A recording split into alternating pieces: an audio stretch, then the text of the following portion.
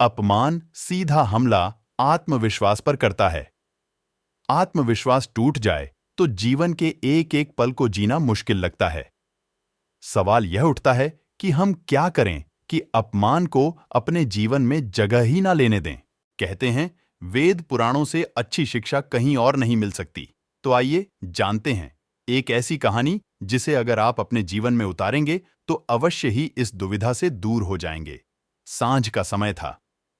महात्मा बुद्ध एक शिला पर ध्यान की मुद्रा में बैठे हुए थे। वह डूबते सूर्य को एकटक निहार रहे थे। तभी उस समय उनका शिष्य वहां आया और गुस्से में बोला, गुरुजी, रामजी नाम के जमींदार ने मेरा अपमान किया है। आप तुरंत चलें, उसे उसकी मूर्खता का सबक अवश्य सिखाना होगा। महात्मा बुद्ध मुस्कुराकर बोले, प्रिय, तुम बौद्ध हो। सच्चे बौद्ध की अपमान करने की शक्ति किसी में नहीं होती।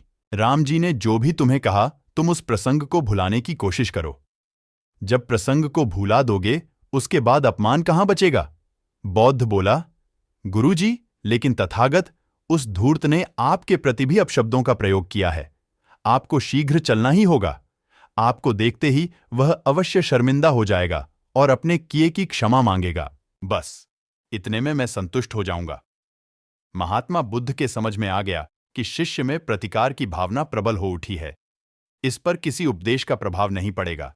कुछ विचार करते हुए बुद्ध बोले, अच्छा वत्स, यदि ऐसी बात है तो मैं अवश्य ही रामजी के पास चलूंगा और उसे समझाने की कोशिश करूंगा। बुद्ध ने कहा, इस प्रसंग की चर्चा हम सुबह चलकर करेंगे। प्रातःकाल बात हो गई। शिष्य अपने काम में लीन हो गया और महात्मा बुद्ध अपनी साधना में। दूसरे दिन जब दोपहर होने पर भी शिष्य ने बुद्ध से कुछ नहीं कहा तो बुद्ध ने स्वयं ही शिष्य से पूछा, आज रामजी के पास चलना है ना? शिष्य बोला, नहीं गुरुवर। मैंने जब घटना पर फिर से विचार किया तो मुझे इस बात का आभास हुआ कि भूल मेरी ही थी। मुझे अपनी गलती पर भारी पश्चाताप है। अब रामजी के पास चलने की कोई आवश्यकता नहीं। तथागत बुद्ध ने हंसते हुए कहा, यदि ऐसी बात है तो अब जरूर ही हमें रामजी महोदय के पास चलना होगा। शिष्य ने पूछा, क्यों गुरुवर? बुद्ध ने मुस्कुराते हुए कहा, अपनी भूल की क्षमा याचना नहीं करोगे वत्स? बुद्ध की बातें शिष्य समझ गया। हमें भी यह समझना चाहिए कि अगर कोई व्यक्ति हमारा अपमान करे, हमें अपशब्द कहे, तो हमें उन बातों पर ध्यान ही नहीं देना चाहिए।